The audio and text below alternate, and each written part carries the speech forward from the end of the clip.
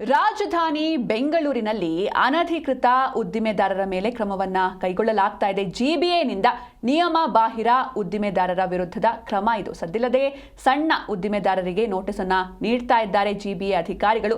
ತಳಮಹಡಿಯಲ್ಲಿ ಅಂದ್ರೆ ground ಫ್ಲೋರ್ನಲ್ಲಿ shop ಇಟ್ಟು ವ್ಯಾಪಾರ ಮಾಡ್ತಿದ್ದವರಿಗೆ ಇದೀಗ ನೋಟಿಸ್ ಕೂಡ ನೀಡಲಾಗಿದೆ.